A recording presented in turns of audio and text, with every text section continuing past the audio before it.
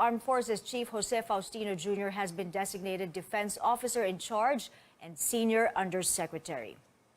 It's going to be a historic weekend in Mindanao as Davao City hosts the inauguration ceremony of Vice President-elect Sara Duterte on Sunday.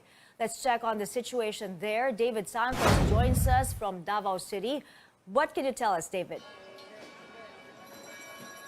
Well, tonight, my workers are rushing the construction of this makeshift stage just behind me here at the San Pedro Square, right in the center of Davao City for Sunday's event. But before the formal oath-taking ceremony, Vice Mayor-elect Sara Duterte will be attending Mass at the San Pedro Cathedral just beside this platform. Now, this stretch of San Pedro Street has been closed to traffic to give way to preparations for the occasion. Many other roads leading to this venue have also been blocked off since these will serve as designated areas where the general public can witness the spectacle. Now, fences, barricades, and checkpoints have also been set up, forming a ring of security around San Pedro Square, the inauguration venue. Now, the entire Davao region has been placed on alert for days now. Gun ban took effect on Thursday and will last until next Tuesday. More than 3,000 police and military personnel will be deployed all over the city. Military units have also been doing air and naval patrols in surrounding communities. They have not received any report of threat from armed groups. Now, visitors have to go through tight security checks while vehicles are subjected to random inspections. Ipakita natin na maganda ang Mindanao. Maganda dito sa Davao City. So we are trying our best and it is our opportunity sa government, particularly from the security sector, na ipakita natin na safe ang Davao, sir, safe ang Davao region. Rallies are not allowed near the inauguration venue except in Freedom Park along Rojas Avenue. It is the only area where protesters are permitted to gather. Authorities are expecting 20 to 25,000 people to attend the ceremony, which will be capped with a 5-hour concert. Among those performing are rapper Andrew E., actresses Giselle Sanchez, Sanya Lopez, and RC Munoz, as well as Davao City-based artists. Outgoing President and Sara's father, Rodrigo Duterte, leads the list of expected guests on Sunday. Mike. David, of course, we are still in a pandemic and security remains a concern there in Mindanao. While this is a historic ceremony, will it also be a public event like no other?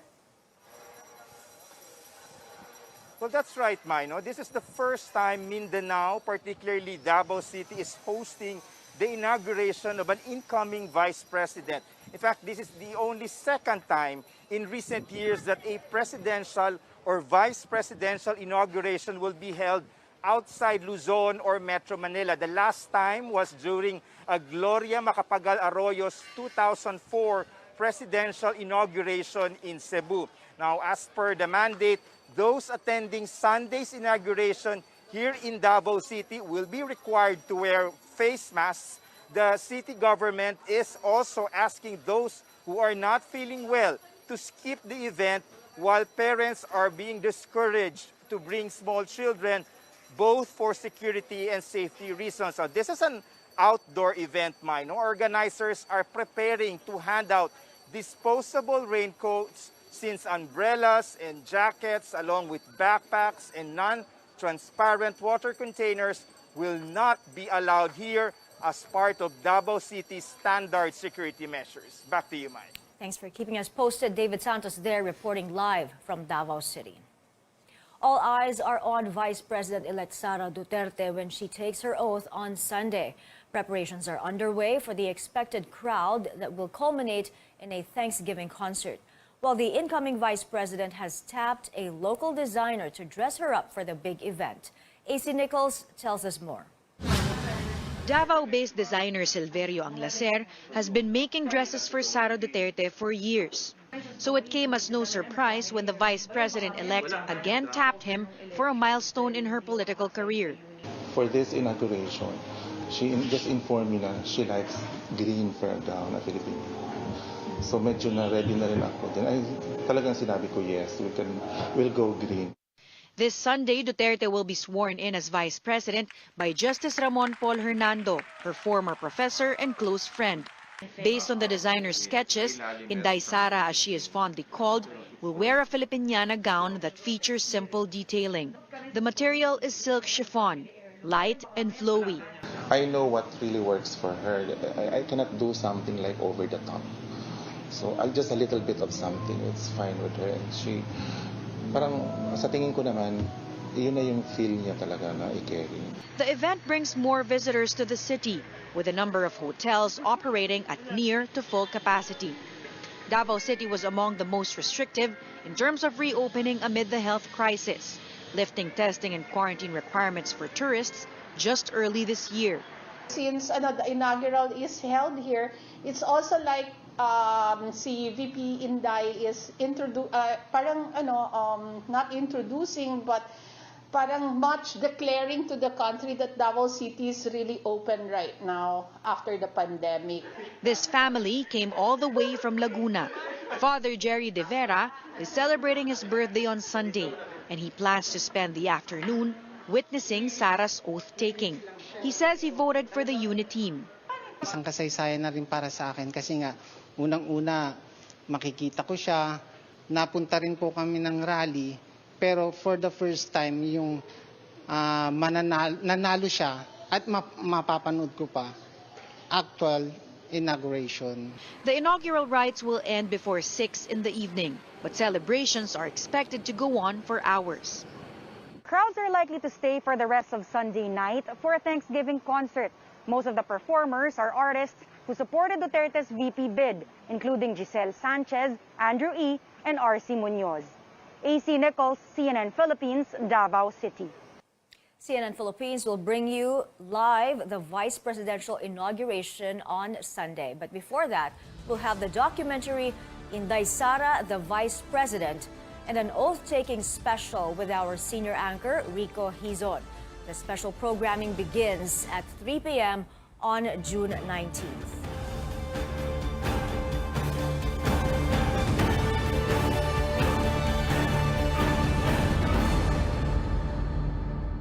I am today announcing 8:30, CNN my Philippines will intention bring to you run Chasing the presidency President. of the Philippines. Our correspondent Rex I never Remitio expected looks that back I'll be on the assigned to a filing Bongbong of Marcos Certificate of Certificate of Candidacy, Trust. the I was campaign, surprised. the I was victory, and the unprepared proclamation kasi of nga, President-elect kandidato, Bongbong meron siya Marcos. malalim na Coming up, a no-show yet again. The SUV driver in the controversial hit and run failing to face prosecutors in Mandaluyong City. While motorists in Quezon City have to take alternate routes for now, a portion of EDSA has been closed for repairs. Details next, right here on Newsnight.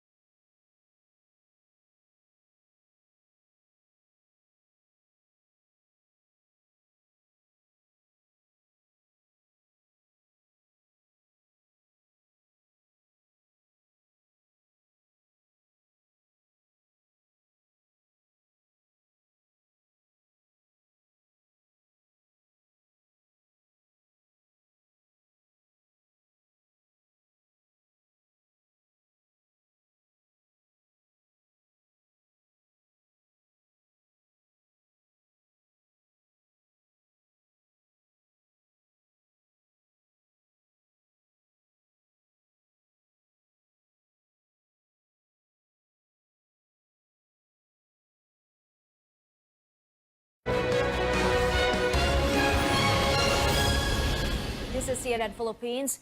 After over a week of hiding and 2 days since his first public appearance, the suspect in the Mandaluyong hit and run is nowhere to be found again. This time, he did not appear before the preliminary investigation on his case. George Cahiles reports. Jose Antonio San Vicente did not show up during the preliminary investigation on the frustrated murder and abandonment of one's victim cases that he is facing here at the Mandaluyong City Prosecutor's Office. San Vicente is the SUV driver who hit and rammed security guard Christian Florande outside the mall here in Mandaluyong City on June 5. San Vicente's lawyer Danny Macalino says the attendance of his client is not required yet since they just got a copy of the complaint today. That means San Vicente has yet to file a counter affidavit that will require him to personally appear here at the prosecutor's office. Victim Florande, who was wearing sunglasses and hoodie and was still limping, arrived here together with the Mandaluyong City Police. His lawyer, Federico Biolena, says they also submitted additional pieces of evidence to strengthen their case against the SUV driver.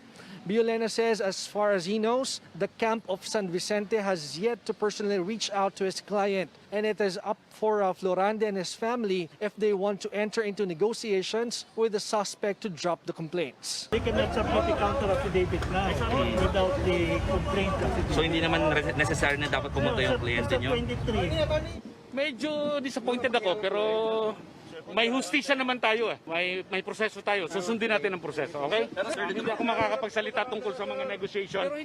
But let justice run its course, okay? Biolena says the preliminary investigation will resume on June 23. George Cahiles, CNN Philippines. Heads up, motorists expect heavier traffic on a portion of EDSA in Quezon City. The center lane of EDSA Timog flyover heading southbound is now under repair because of large potholes and cracks. The area near Kamuning, including the road under the damaged flyover, will be closed for 1 to 2 weeks because of falling debris. Authorities have advised motorists to take the service road, Scout Borromeo Street, Eugenio Lopez Drive, and Mabuhay lanes.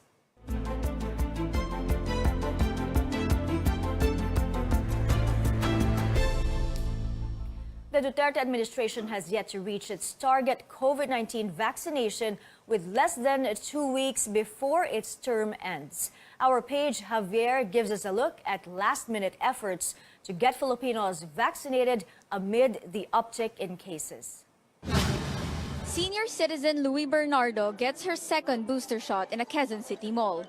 She says she did not hesitate to get it in light of rising COVID-19 infections. Yung unang-una po na-nervous ako kasi sa mga naririnig ko. Pero yung ngayon po, talagang dedicated po ako na pumunta talaga. Gusto ko pong maging safety dahil naniniwala po ako na yung booster na yan, yan po ang makakatulong.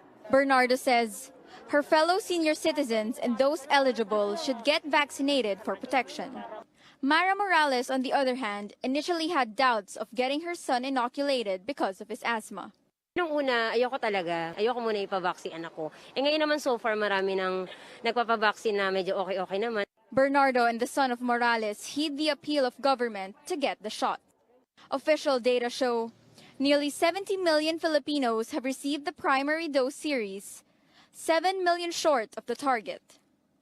On the other hand, booster vaccination is low, with only 14.5 million people boosted as of June 12.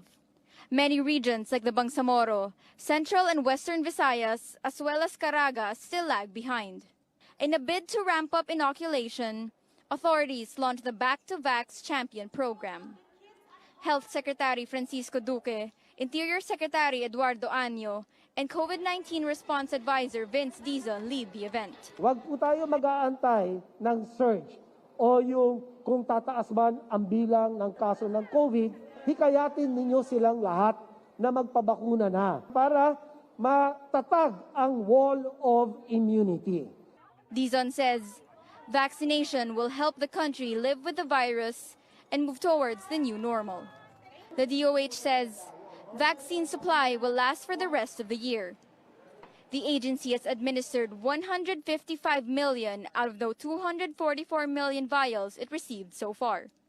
National Vaccine Operations Center head Mirna Kabutahe says the recommendation for booster shots for ages 12 to 17 is up for approval. She says officials aim to release the guidelines and begin rollout hopefully by next week. But for now, they're holding off recommendations for second booster doses. Paige Javier, CNN Philippines.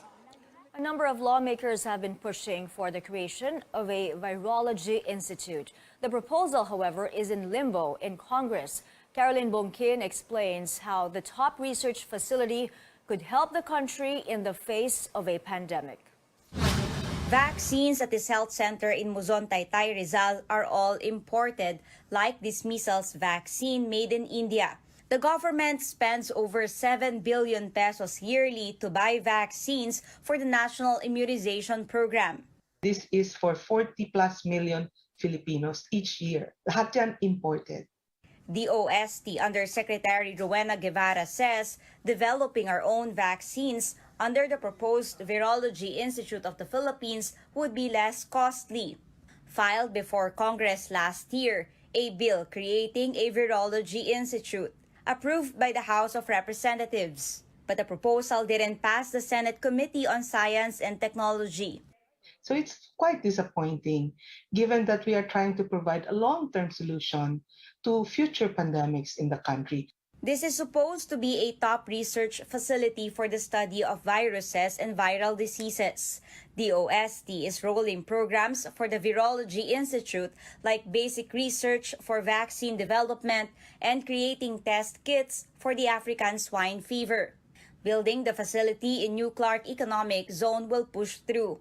But without passing the law, the institute will have no guaranteed funding and no permanent staff, limiting their research and making them unable to create vaccines.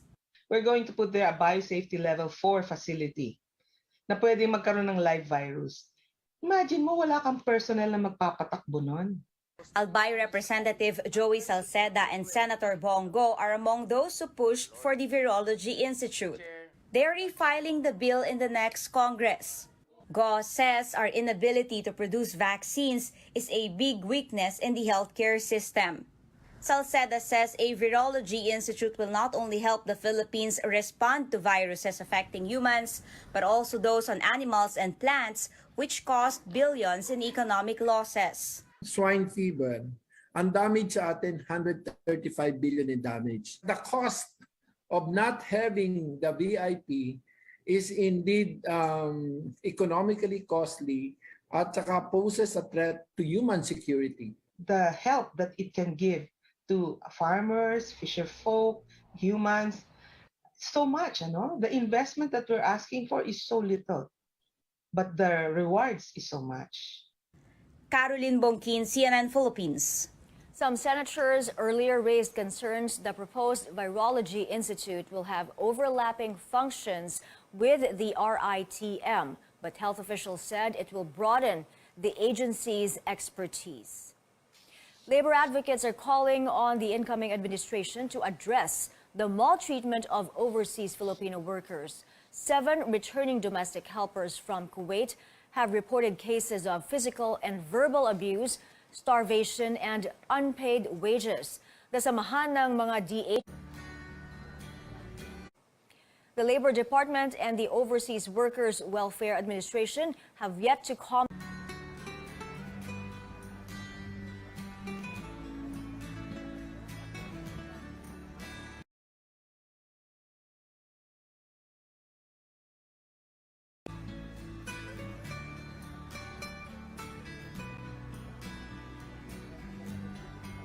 Thank you very much.